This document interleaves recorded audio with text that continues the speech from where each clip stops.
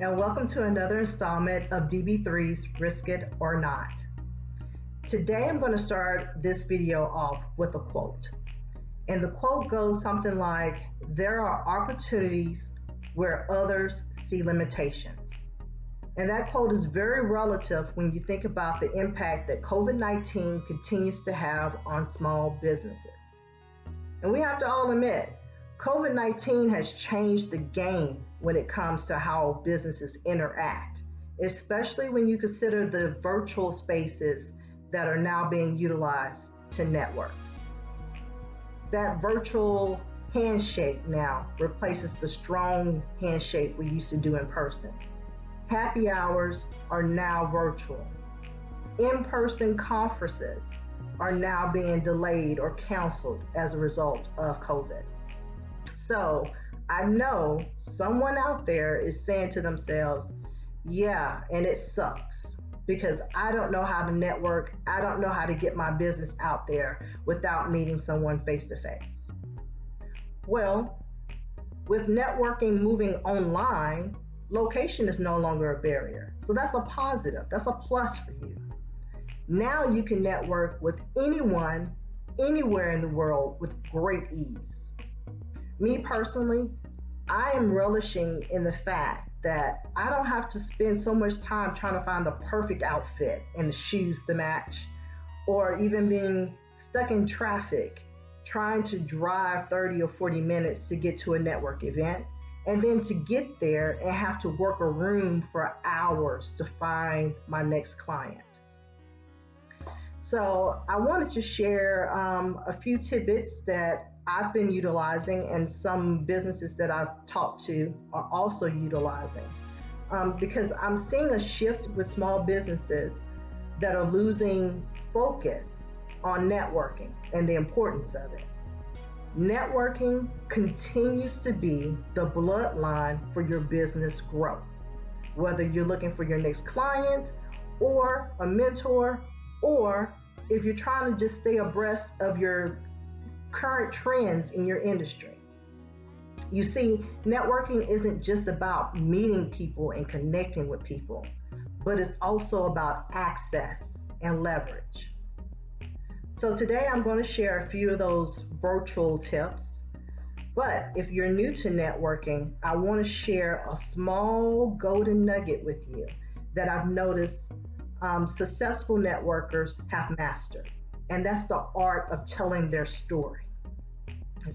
So to network, you have to be able to create a story about your business. And it has to have some type of deep cultural theme that can transcend any industry, any position, any education level, and resonate with people.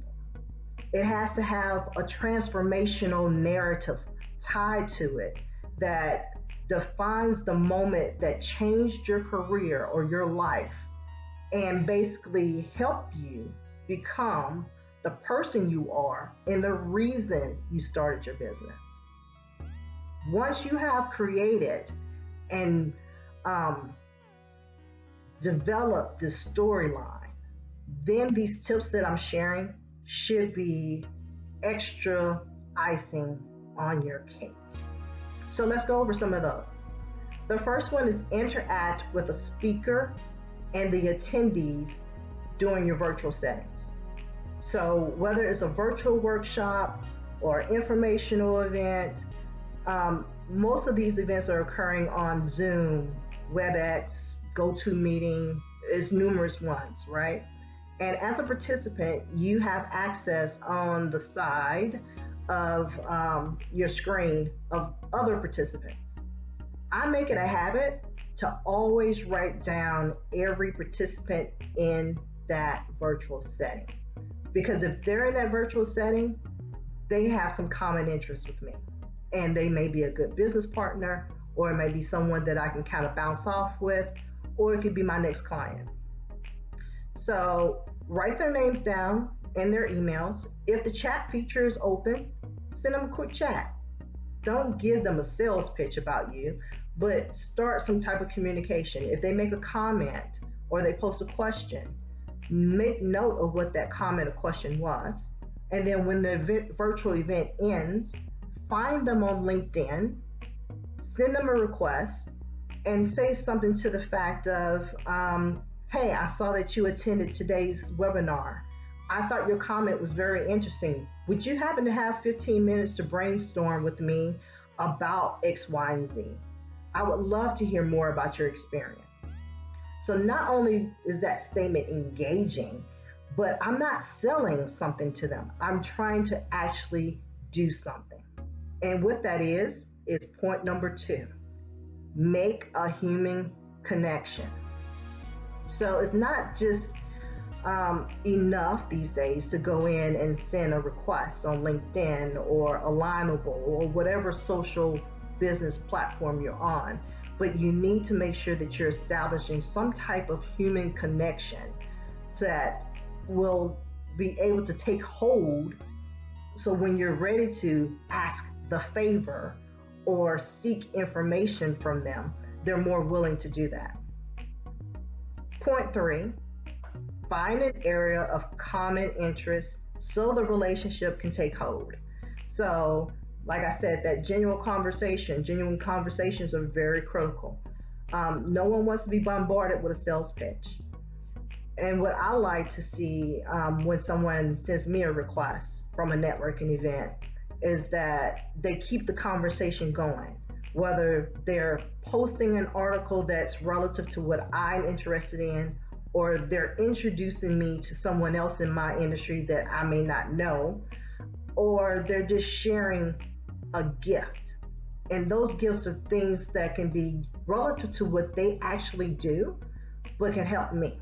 So for example, if you're an accountant, then you should be posting articles or information about tax relief programs and filing deadlines. If you're a photographer, consider posting something about how to take a great selfie with specific gadgets that can be professionally enhanced. Or if you are an IT software business person, post something about the latest software that can help a small business deal with certain issues that you see that are coming out.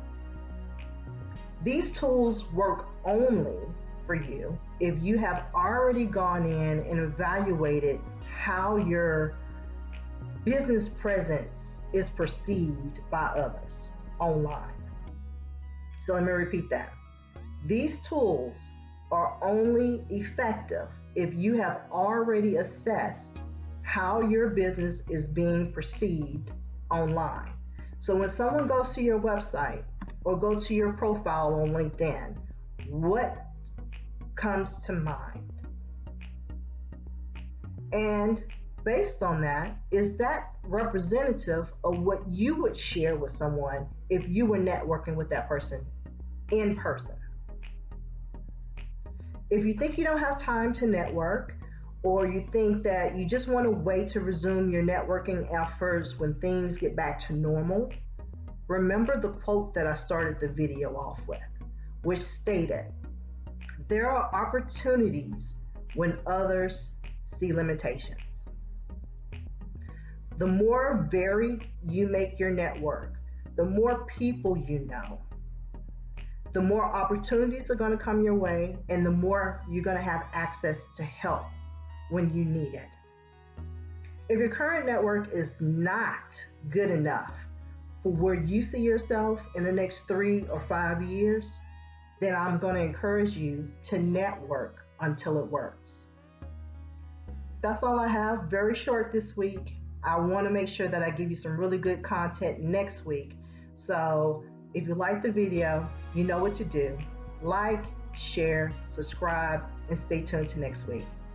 Thanks, and take care.